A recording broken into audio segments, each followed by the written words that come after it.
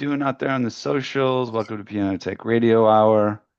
We're about to bring in our participants for the Zoom room as well. Hey, everyone on Zoom, thank you for joining us. We love you all. Happy Valentine's Day. Um, I didn't make a Valentine for anybody, but this is our Valentine's gift to you today.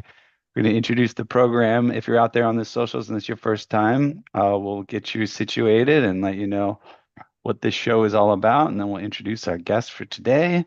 And as we always do, we'll have an engaging conversation and check out some of our guests' amazing work as well.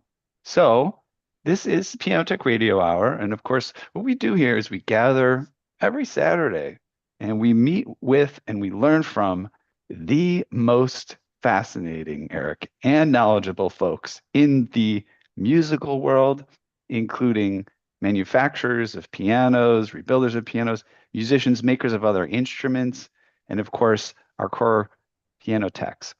Our mutual goal is to become better at our craft, to help each other, and to create an ever more musical world together. Piano Tech Radio Hour is brought to you by Piano Technicians Masterclasses, an online learning resource that brings you cutting-edge instruction from piano industry masters without leaving your home. You can find out more at pianotechniciansmasterclass.com. You can also subscribe to Piano Tech Radio Hour, just $16 a month, get direct access to each week's private Zoom call, as well as all the archival recordings of over 200 episodes in our member area. Join using the link bit.ly/joinptrh, bit.ly/joinptrh. Don't forget about our podcast audio only version, broadcast all over the world and reach number 1, number 5, top 10, top 100 status in all sorts of countries in the performing arts category on iTunes. That's pianotechradio.com. Listen while you're driving, working out, doing dishes, however you like to do the podcast. Check out our blog on Substack for very key information, advanced knowledge for piano techs. And also go to our website, subscribe to our email list, and which I mentioned earlier, and also our socials, LinkedIn, Instagram, Facebook, Twitter, to keep up with what we're doing. Now, let us introduce our illustrious guest for the day. His name is Erik Deutsch. Do you like to say Deutsch? Okay. His name is Erik Deutsch, and he used to be based in Brooklyn, but he is now based in Mexico City, Mexico. He's a pianist, composer, and band leader, and his work spans jazz, rock, Americana, and experimental music. After early recognition with the funk jazz collective, Fat Mama, he went on to perform and record with a wide range of artists and projects since 2022. He has served as the full-time keyboardist for the Black Crowes, contributing to their Grammy-nominated album, Happiness Bastards, while continuing to release and tour his own music. Erik, welcome to Piano Tech Radio Hour. We love you on Valentine's Day. How are you doing? I'm great. Glad to be here. Thanks for having me. Let me just start off by asking why you moved to Mexico City. What's going on? I mean, certainly the weather's going to be a lot better there than it is up Yeah, here. Mexico City is having a big moment. I don't know if you visited, but it's a very cool place in Okay. in a million ways. And I started coming here to play gigs in 2007, so almost 20 years ago. And I was here with Charlie Hunter in December Oh, of wow. Yeah. 2007. Yeah, and that trip was really eye-opening for me as to just how special the vibe was here, how cool the crowds were here.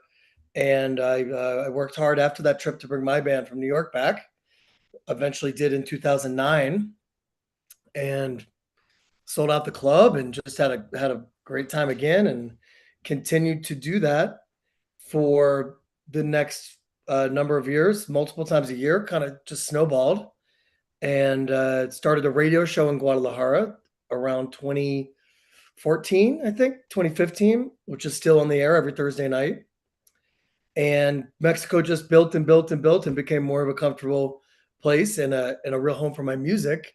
And eventually, around 2018, I had the opportunity to move, and I did it. Y puedes hablar en español muy bien. Sí, okay, sí.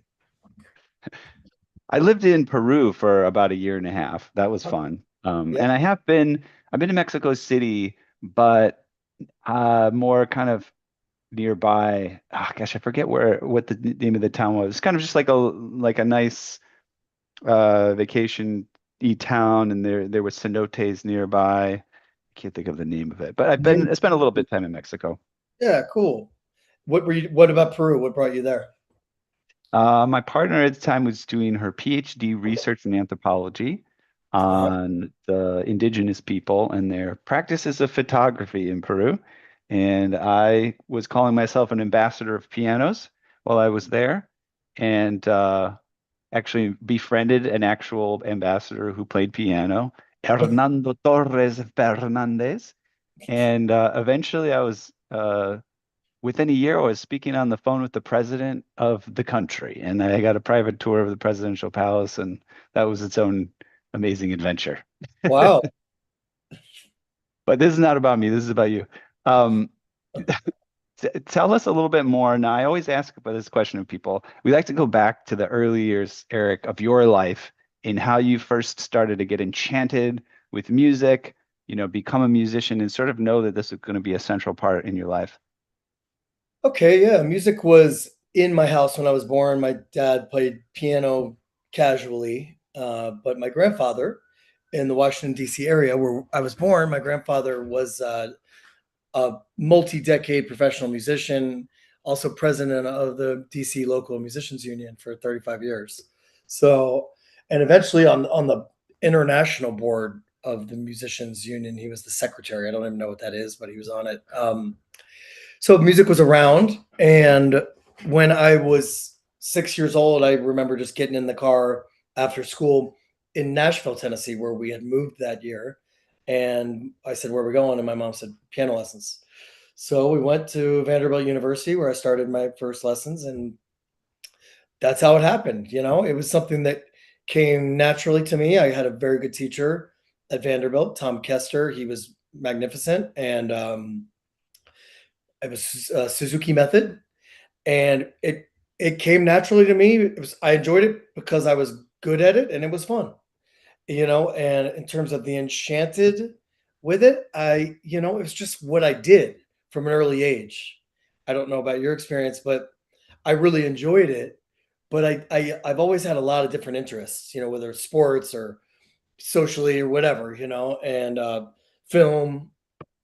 So piano was always something that I did that I was good at, and I think that there was different times in my younger uh, process when I became enchanted at with different things at different levels. But that's how it started.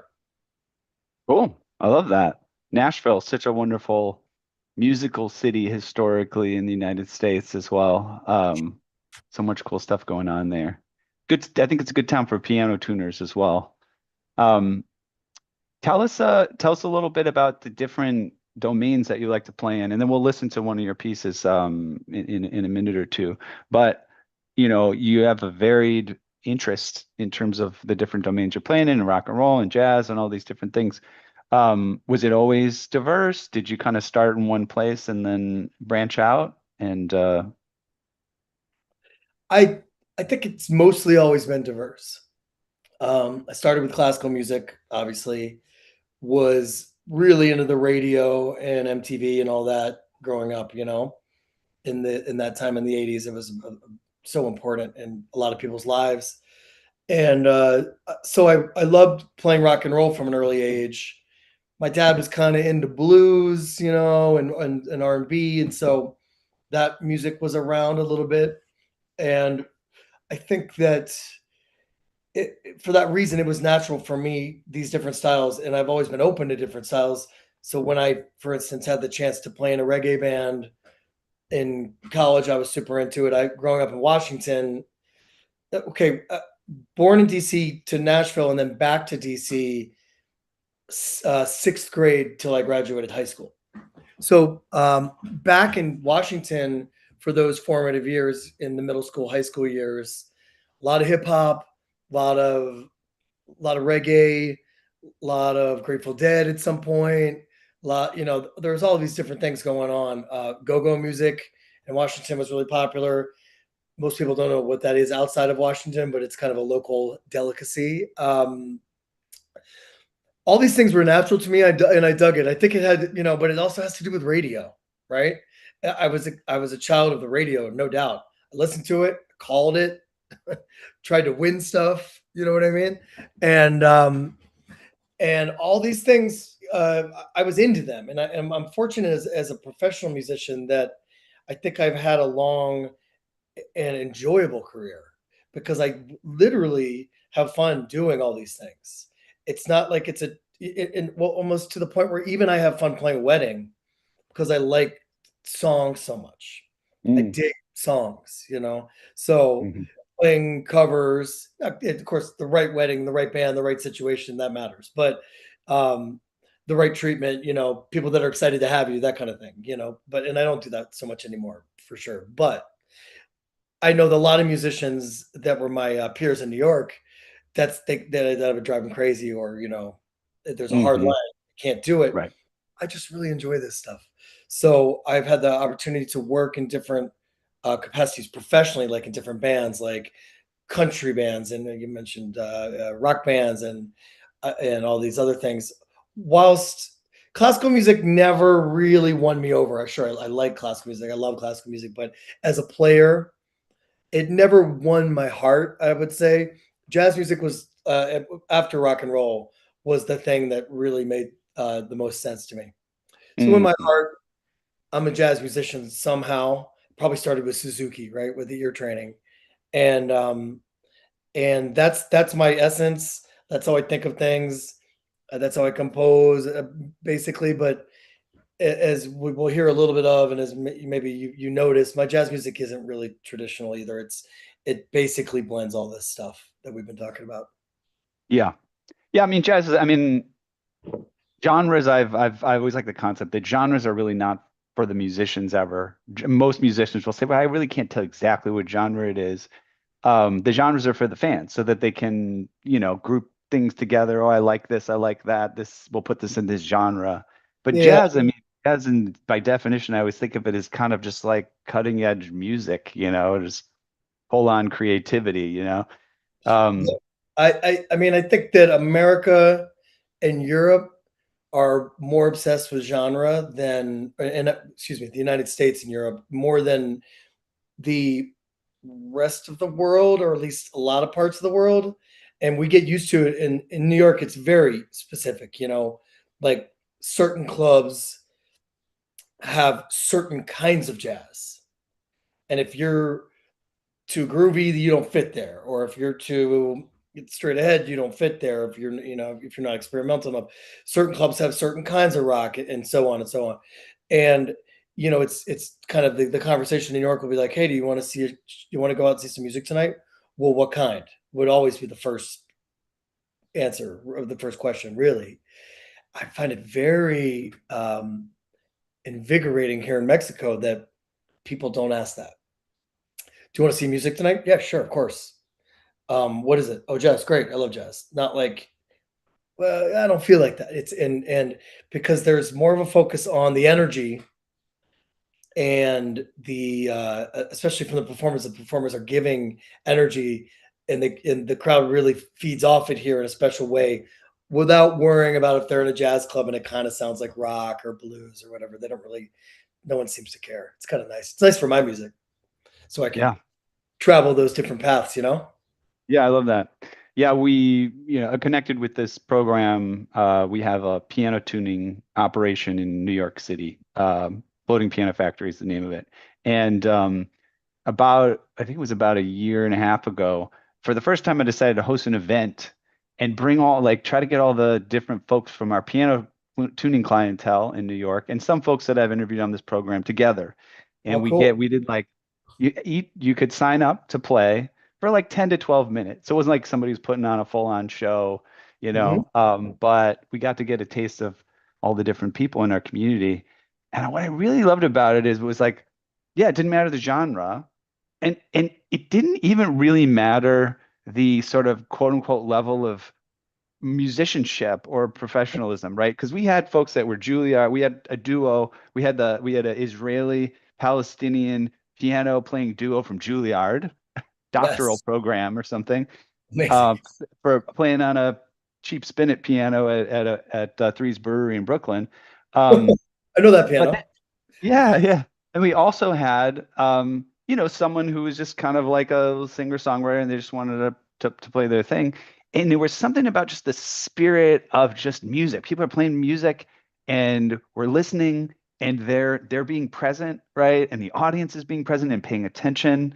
That, yeah, it didn't matter, right? It wasn't about what genre is Yeah, going on. that sounds really nice, man. I think that piano somehow is a great glue for that kind of that spirit as well, right? Something about bringing pianists together, um, and letting like a piano summit and having them play. The piano the piano glues it together in a really natural and positive way. I would say that's a beautiful thing. Glad you did that. Yes. Let's check out some of your music. Let's hear this stuff. So I have three options. Do you remember which ones you gave me, or do you want me to list I what they I are? sent you one black and white one. It's the newest one. Okay. Um, that is a song of mine. Why don't we do that one first? It's the most Okay. recent. Okay. The one called Martha. Okay, Martha, See perfect. that one? It's the Yep. first one Yeah. on that I sent, I think. Okay, I'm gonna do a Pick whichever one you screen it's up to share and we'll check that out. 1 minute here. Let me get you. Want me to my. talk about it or you want to just play it? Oh, yeah, we'll give us a little. I'll start queuing it up while you're talking, but just give us a little context, so we kind of Yeah, know sure. what you're thinking, or. This is a song of mine that I wrote for my album La Nuit Blanche. Probably wrote about 5, 6 years ago. The album came out in 2022, I believe. It's named for my mom, Martha, and I had so there's a version of this on Spotify, but I was down in Argentina performing concerts for my latest record this past November or October, and went to a wonderful studio at a wonderful guy's house, Corcho Rodriguez. This guy's got a home studio. You can't believe it. He brings in Jimmy Page and Billy Gibbons and Slash, people like that to record there. Johnny Depp. So a lot of videos from there of his fancy friends. You'll see a nice picture of Jimmy Page in the background while I'm playing from that studio. In any case, I went over there. He said, "Hey, let's make a video." I said, "Okay." And within minutes, I was playing the song on his beautiful Steinway B, I believe, and he had his assistants filming, and then he popped it up on YouTube within 10 minutes of me finishing the piece with Nice. the credits and everything. I was impressed at how quickly this happened, and it's a great recording from a nice studio, beautiful piano. So. All right, let's check that out.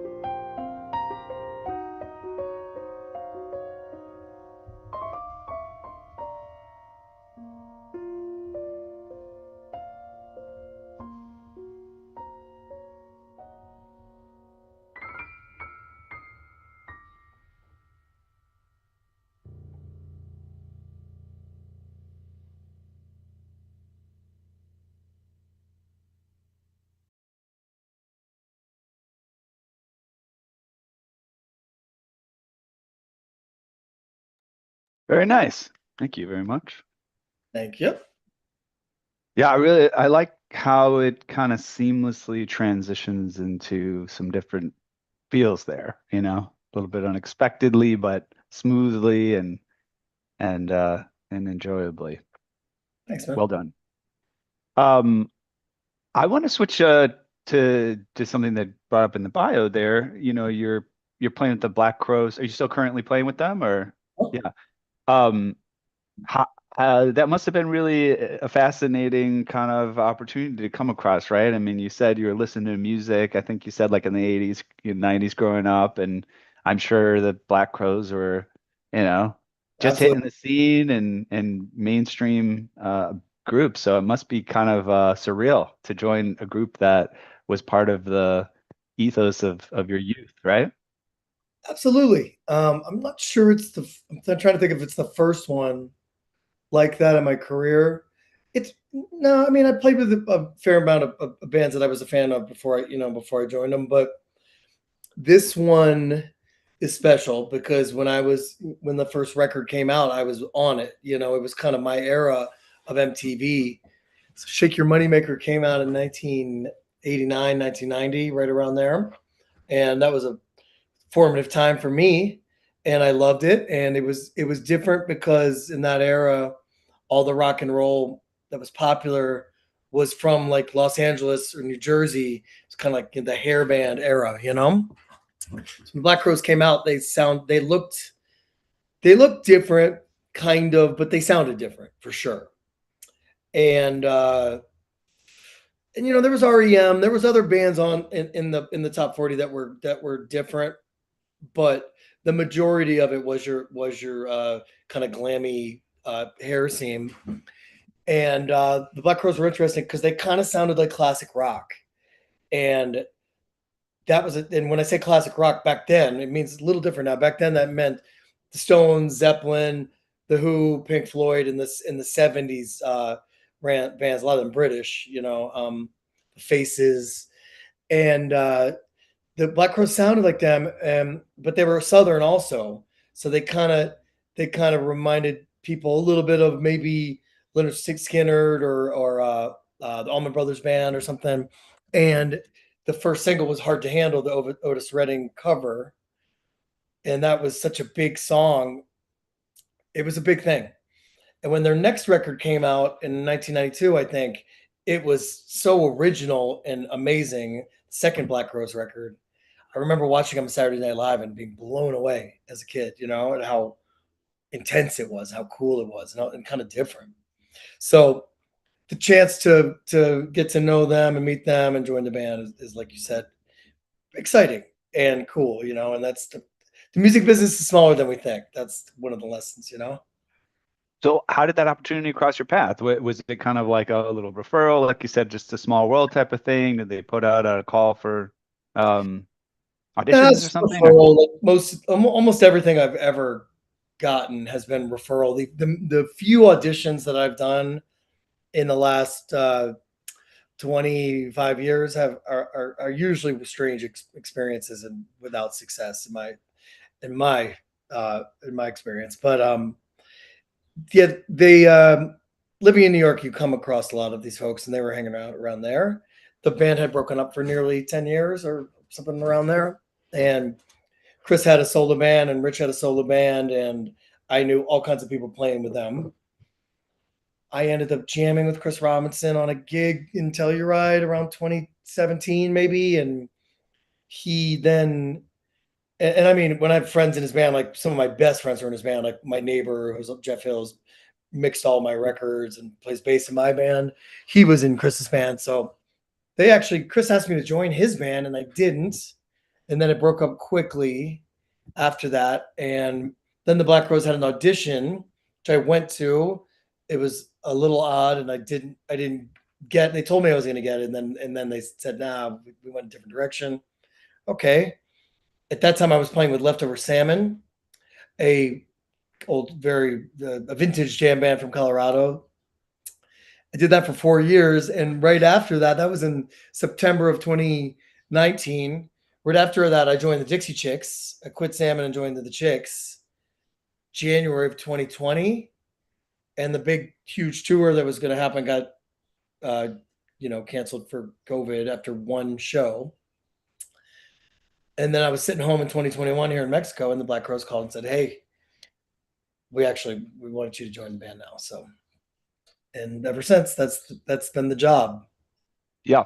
I mean, I love hearing just the detailed stories. I mean, I didn't share much about my background with you, but I studied music. I studied jazz piano in university. I went on to do a bunch of other different stuff, but you know, I went a certain distance into like the industry and playing in certain directions, but I'm always just curious kind of the pathways that people take, what gets them where they go. And because being a musician, I guess it'll probably always be this way. It's always changing how a career develops, and you really can't rely on what worked a decade or two ago. You're going from CDs to MP3s to streaming only, or, the records are paying the money and the shows are paying the money, and then all of you got to have a social media following and YouTube things. And so I don't know if you have any thoughts on where things are going and what's working today, or what has worked recently in terms of making a way for yourself as a creative person. I have a million thoughts on that, but I mean, Okay. you know what I mean? But it's like, it's such an impossible question also in a lot of ways. I just think it depends on like where you live, what you want to do, what you're good at, what's the goal, right? Like what defines success. The definition of success for musicians varies so greatly. And um a lot of musicians are massively successful and still unset and not satisfied, right? Or Hmm. unfulfilled. And a lot of musicians are really fulfilled in what other musicians might deem not that successful, right? Right. And I know that's a super vague response, but No, I it's a good one. It's a good well, one. okay. I Thank think just on your point, just to feed what you're saying, I think a problem can be, and I probably face this at times with approaching a musical career, is sometimes there's no goal at all, right? It's just like, oh, you see other people that are successful, and you're like, I know I want to do whatever I'm at. That's not what I see that's successful, but there's not necessarily a defined goal. Oh, hey, I want to play to big audiences, and then that'll be the thing that I can say I did it, or I'm gonna go on tour, or I'm gonna release an album with so many downloads or purchases, or is there money involved or not? I think a lot of creative people too, they don't know what they want yeah. financially, because and maybe they're even a little bit uh like have an anathema towards the being financially. They're not sure whether they want to be financially successful or not, because it may feel like it's the wrong direction if I'm too commercial or something. I think that to me that most of that like selling out thing like kind of like went out the window a while ago. Like and now everybody would, and there's so many different ways to sell out now. Back then it was like indie or big label, and the big label was the sellout, right? And that's when like your music became not cool. Well, now it's just like there's dozens more pathways, right, to recognition and success. But you know, it's for some people just making their own music is success. For some people, having a gig where they make a living is a success, like 5 nights a week in a restaurant where people come to listen to you in a bar and appreciate you, in a random town wherever. That's success, to a lot of people. It's I think the one thing that has maintained through all of this is make good music, record it well, collaborate with other talented people, and then release the music. I think that is like, if you stick to that, I think that is a pathway that works. Hmm. Now, it doesn't necessarily work right away or mean instant financial success or commercial success, but it over time that'll pay off. Yeah. I I think so. I said make good music, record the music, collaborate with good people, and release the music, right? And the thing is, if you, number one, focus on making good music. Don't focus on making music that you think is going to pop for this reason or not. You can do that, but there's a good chance that's going to be a waste of your time. Maybe you're a genius with that, and you know, like there are a lot of folks out there that have figured out, I'm going to do this thing and it works, right? Secret But sauce, yeah. yeah. And then record that music, right? That's easier than ever. That's a great thing about this era. It's easy to record. You're not expected to go into a studio that costs, you know, $2K a day, and you don't have to do that anymore. Collaborate with good people. Don't collaborate with people because you think they're famous or they're going to get you somewhere. Don't collaborate with untalented people who are selling you something, you know, some snake oil or whatever you want to call it, right? And don't collaborate with jerks, no matter how talented they are, right? I think collaborate with your friends and with talented people you meet that you vibe with, Mm-hmm. and you got to pay those people. You know, don't don't use people, right? Give it out, put it out, and they'll come back around. And then, really, the most important part is release that music, because after all that work, if you don't, and it's easier than ever to release music too, right? You can do it the same day almost. If you don't, it's sad what happens, because people make important things, or people are important musically in an era, in a time in their life. It doesn't always continue. It doesn't last forever. And even if that person is talented for their whole life and continues to work, that record they made in 2015 that really captured that sound of that time and where they were, somehow they don't age that well, in my experience. It's hard to make a record and put it out years later. Mm-hmm. They don't age that well. I'm not sure why, right? Because there's no reason that music that you made in 2015 shouldn't you put it out in 2024, unless you're like, if maybe for pop it's more obvious. Yeah, well, pop ages differently. But if it's just music, why wouldn't it? And I think it just has to do with like relevance in the conscious of the artist, and the consciousness of the artist, and like whatever's going on in the world. Somehow Yeah. music is affected by that, right? Yeah, music is contextual for sure. You know No, how many times, excuse me, I'll just finish and say, go like, ahead. even a band that everybody loves says like, wow, we're putting out this unreleased tracks, records. Wow. And it's very rarely exciting. Mm. You know, like, oh, the lost Led Zeppelin album. Well, there's like one good song, or Mm. one song everyone cares about. You know, everything's good, but I don't know why. Mm. But It's a good point. I yeah. mean, I love, there's a couple things I want to go dive deeper on. So, one, I love that. Two, just a brief thought I had when I moved to Brooklyn. I think it was like a Craigslist post. I moved in with a couple of guys for a couple of months. One of them ended up being a advisor, I think, at one of the art schools, like Parsons or the New School or something, to art students. He was an artist himself, and I remember he would say this thing, and it's always stuck with me. He said, "I don't, I don't know what an artist is, but I know an artist makes art." So he would make art, like so, it's just like, does it make you an artist if you're in the MoMA, or does it make you an artist if you're doing graffiti? Well, did you just make art? That's a big part of it, right? The So keep one thing you making can things, right? control. That's the one thing you can control. You can just make good art and just try your Mhm. hardest to make good art, you know? And put it out there. And then I just wanted to extend that one other level, because I think there could be some conflicted approaches here. Is Do you feel like part of that process is not an obligation, but I guess to be part of the process, to include it, is that to promote it? Like, is it enough to just put it out there? Like, hey, I can put it up on YouTube, I put it on Spotify. Do you think there's almost like an obligation, or like a essential ingredient, maybe that some people actually miss, to actually try to, like, it's there, but is it hiding under a rock? Right? It, absolutely, it's an important agreement if you want the music to matter or have potential for commercial success, right? Hmm. Um, but I don't include it in the essentials Okay. because it's not everybody needs that.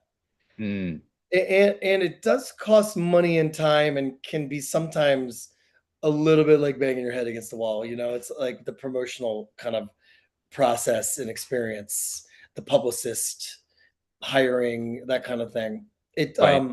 and what matters changes so much. Like, the emphasis on Spotify and your plays and everything has been so just important in the industry in the last 10 years. But then you're like, but what does it really do? Like, you can spend money to build that, but where does it get you as an artist of certain types? Maybe nowhere. Mm, Hard to say. And so my answer is, yeah, that's an important thing for certain kinds of artists for sure. mm. It's dependent on the artist, really. Yeah, but at least if you release it, it exists. That's Somebody like could the find it. existence is what I think is the most important thing. Mhm. Does it matter to anyone? That's like the next step, and that has to do with promotion often. Yeah. Yeah. And some things I think part of their value is their niche appeal. The fact that only a few people are aware of it, or it's like a small community of people that are in the know about this, you know, Yeah. At least exciting thing. documenting it is what then it always has the chance to grow, to catch on to something, right? If it exists, it has a chance. If it doesn't exist, there's no chance. You can let it exist and nobody notices, and then later on somebody said, "Hey, what is this thing, by the way?" And it could form another set. No. Yeah. Yeah. I want to listen to some more of your music in a moment here. Just one last comment on that. I'm curious about your thoughts about this. At a certain point as a musician, I it's kind of funny to say it this way, but I can't think of any better way to say it. But I feel like when I would look at my heroes as musicians and that had great music that I loved and just felt so iconic, I would always find something else that they put out there that didn't feel so iconic to me. Whether it was because I didn't get it or it hadn't reached its time or really that wasn't their best work. But I think what I learned from that, and that's just my judgment, right? I may have bad taste, is that it's just about putting it out there, right? It's like those people too have a varied sense of what's gonna hit or not, and they're just putting it out there, and they may love some of it. And also the other thing that's a lot of artists, I've heard artists say, I didn't think that was going to be the hit. Yeah, that's They'll really. say that. Yeah. Well, it's funny because it's art. It's not supposed to be your best thing every time. That's like impossible. It makes no sense, right? And it's like you're a cook, like, and you're a master of like Roman pastas. Well, then you try some other stuff, and maybe it's not as good. But what are you going to do? Just cook amatriciana and carbonara for your entire career? You got to try other plates, and maybe one night you strike lightning, you hit lightning in a bottle or catch lightning in a bottle, and you do something really special that you didn't expect to do. I think that film is a really uh, good example of what you're describing, and also a bad example of art in an artist sense. And I'll explain. Someone puts out a movie and they say, this movie, a great director puts out a movie and they say, "Nah, this movie isn't great." The new Yorgos Begonia, I think, is an example. This guy, the Greek guy Yorgos something. He did The Favorite, and he did the Emma Stone movies, whatever. He put out a new one this year with Emma Stone. It didn't get as much hype because they don't think it's as good as the last two. And sometimes they get panned. That's what the films, they say, "No, this movie's no good. He missed it. He missed the mark. He lost his way." And then you watch it, and you're like, "Well, it's a good piece of art. Is it as good as the one he made 5 years ago? Probably not. But that's the nature of art. You don't make your best album every time. You Mm, you strive to, maybe, or maybe you don't. Maybe you say, I made my what people thought was my best album. I have to do something completely different to mhm. me, and you try something. And I think David Bowie was king of this. Bowie was always reinventing himself, trying different things, trying different looks, trying new bands, and some things just didn't work. And that was the nature of his artistic curiosity, you know? And so it would be natural that we would listen to our favorite artists and not love every single thing they did. Because if they did only one thing, they probably wouldn't be our favorite artists in the end. They'd probably be kind of boring, right? Hmm. Good point. All right, I want to get back to some of your work. Do you have a suggestion as to the next option here? There was another solo piece, but there was a third thing. What was the third So thing? we have Ask Me Now and Monk's Point, and we have Theo Blackman and Why Erik don't we do me and Deutsch. Theo? Because that's a little different. Okay, yeah, let's check That that one, out. that's Go Theo. ahead, give a little context.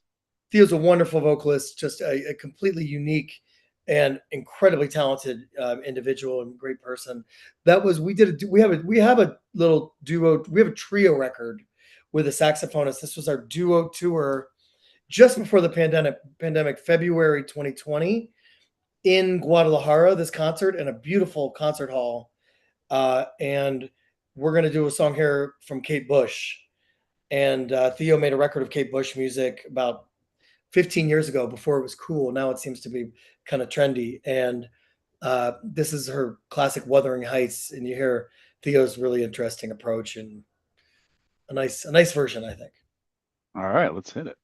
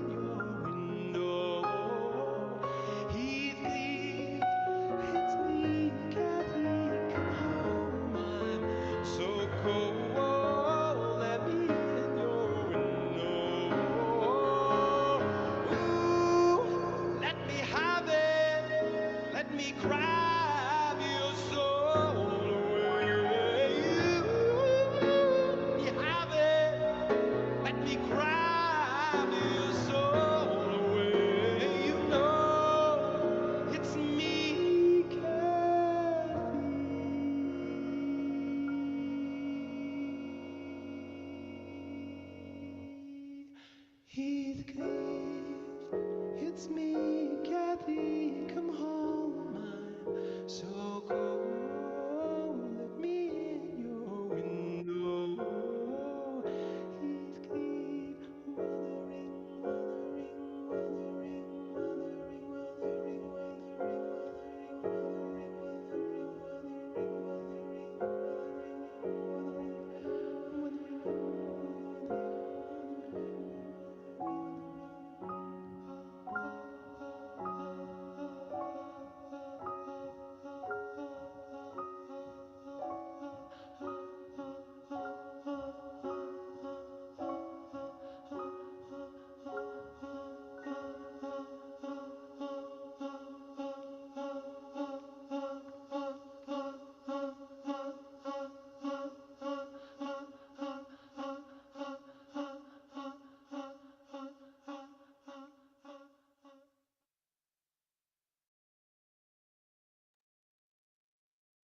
Very nice. Very creative, unique stuff.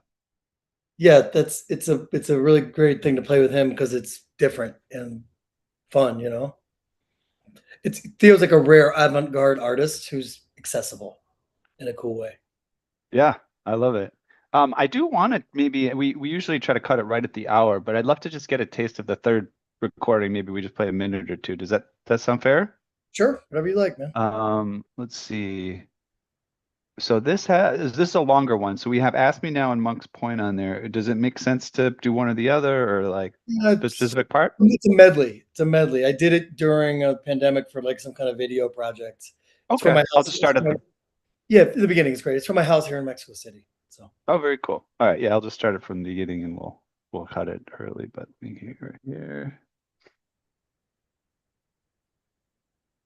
And we'll go full screen on that. There we go.